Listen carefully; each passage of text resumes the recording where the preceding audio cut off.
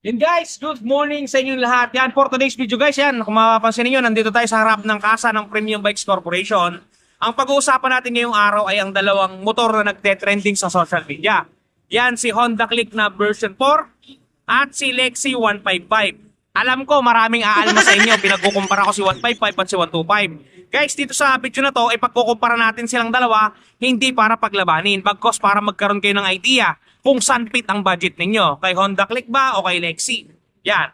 Parehas maganda yan guys at talaga namang parehas yan mga matitindi. Kaya doon sa mga gumugusto na kumuha niyan, panoodin nyo muna ang video na to para may nangyay. Yan na. Okay guys, bago natin tirahin kanin, syempre, intro muna tayo.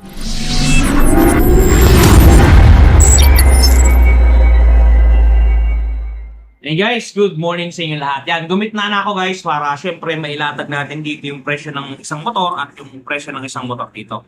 Ginawa nga pala natin to guys sa itong video na to para hindi naman pag-awayin ng dalawang kumpanya na yan.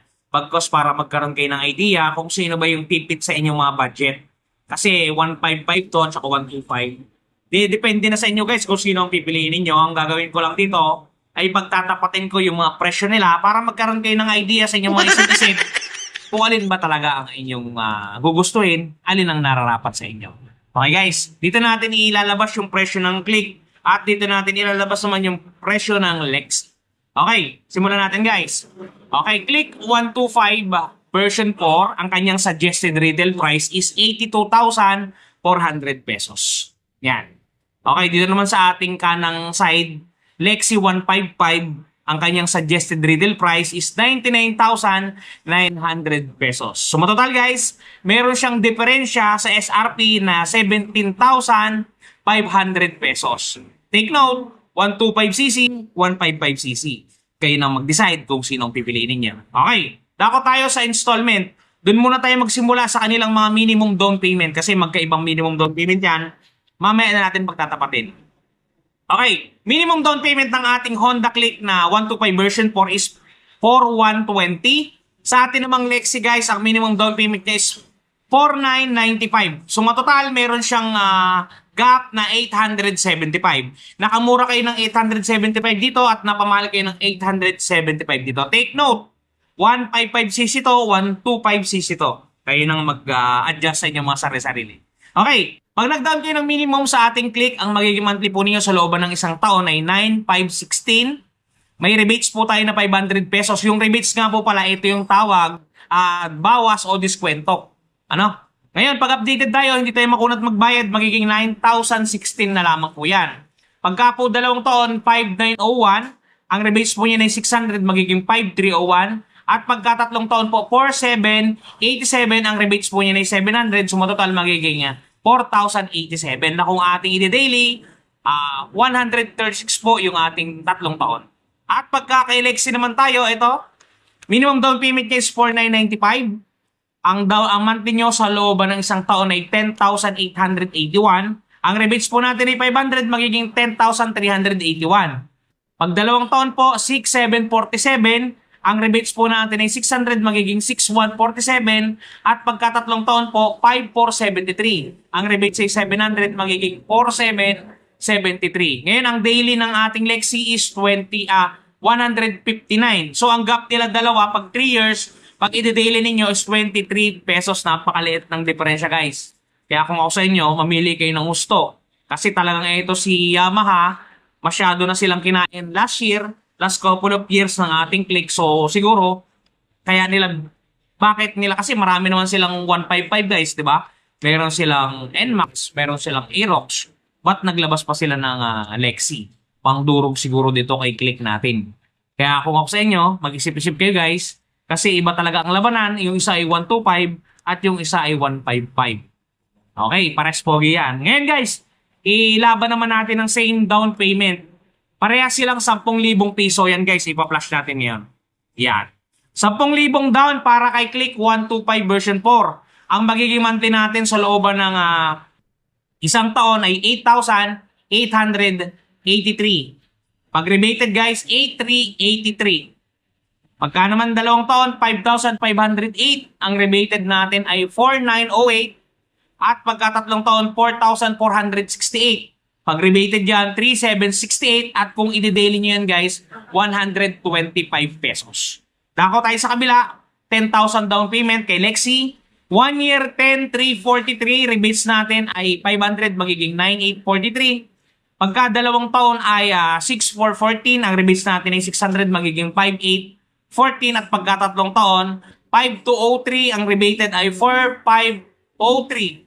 Ang daily nun guys kay Lexi naman ay 150. So may diferensya lamang tayo na 25 pesos sa tatlong taong kontrata. Yan 25 pesos na lang yung gap nila. Mag-isip kayo kung magwa 155 ba kayo o magwa 125. Yan Sana dito sa video na to ay nagkakaroon na kayo ng idea kung sino ba ang inyong pipiliin pag bili ninyo ng motorsiklo. Si 155 ba o si 125. Yun guys. Hindi naman natin may aalis sa si Click talaga ay napaka-pogi. Pero iba to si Lexi Glide guys. Medyo maliit lang siya.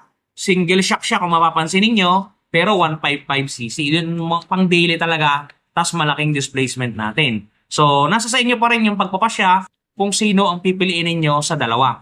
Ngayon, tayo dito, ginagawa lang natin itong video para magkaroon kayo ng idea. Okay guys, dako tayo. Pag nag-down kayo ng 20,000, ito yung last kwentada natin. 20 mil, same motorcycle, different motorcycle, same down payment na 20 mil. Pag kay Click guys, nag-down kayo ng 20,7,807. Rebated natin 7,307. Pinagpapawisan na tayo guys. Pagka dalawang taon, 4,841. Rebated na po ay 4,241. At pagka tatlong taon, 3,927. Ang rebated po natin ay 3,227. Pag i-daily niyo po yan, 107 pesos. Talaga namang may nangyayari na. At pag kay Lexi, 20,000 pesos ang down payment. Ang monthly po natin ay 9,267. Ang rebated po yan ay 8,767. Pagka dalawang taon po, 5,746. Ang rebates po natin ay 600, magiging 5,146. At pag tatlong taon po, 4,661. Ang rebates po natin ay 700, magiging 3,961. Daily po nito ay 132. Same po ang kanyang difference, 25 pesos. Nakamahal kayo, napamahal kayo kay Lexi ng 25 pesos at napamura kayo kay Click ng 25 pesos naman. Yan guys. Ginawa natin itong video na to hindi para paglabanin o pag brand war rin ng dalawa, bagkos para magkaroon kayo ng idea kung si Lexi ba o si Click. Pero parang mas maganda si Lexi guys, no? Tugtungan niya lang ng Lori. Yun guys, ang requirements nga pala natin pag kukuha kayo ng hulugan, 1 valid ID at proof of income. Yun lamang guys. 1 or 2 days process, depende po sa inyong swerte. Pagka malas-malas po tayo, 3 days po yan. Pero talagang sigurado po na makakakuha kayo ng motor dito kay Premium Bikes Corporation. Yun nga pala guys, sa mga nakakuha na ng motor, just for example, nagasgasan ng inyong motorsiklo, yan, kahit anong motor dyan, marami tayo dyan. Eto guys, touch paint ni Wash Body, goods to goods sa quality na ito. Panoodin ninyo. At eto na guys, ang touch paint ni Wash Body, di ba napakaganda? Ganto ang packaging yan pagka mabibili ninyo. Ito yung polishing cream, ito yung surface cleaner, ito yung mismong touch paint. At may kasamang pre-yan na pen brush at meron niyang instruction kung paano gagamitin. Ito guys, kung makikita ninyo, ganito siya i-apply. Una, pahidan ninyo ng polishing cream para makinis ninyo yung lugar o lokasyon. Sprays ng surface cleaner. At syempre, i-apply natin ang ating touch paint. Yan. Isulat nyo lang ng pen niya at talaga namang matatakpan ang mga gasgas ng inyong unit. Bili na kayo guys, touch paint ni Wash Body. Yun guys, napakabisa ng touch paint niyan. Sana i-training nyo pag may gasgas ang motor ninyo para mapatunayan yung epektibo yung ating product. Nakalink yan dyan sa mga video natin. Hindi ko lang alam kung saan banda siya lalabas. Yun guys, sana nakapag-desisyon kayo kung si Click 125B4 o si Lexi 155 ang inyong pipiliin. Nasa sa inyo yan guys, ginawa lang natin ito para magkaroon kayo ng idea. Yun guys, ingat kayo palagi at palagi po kayong magpapakasaya. Doon po sa mga hindi pa nakapag-subscribe, baka naman. Maraming salamat. Bye-bye. Cheers!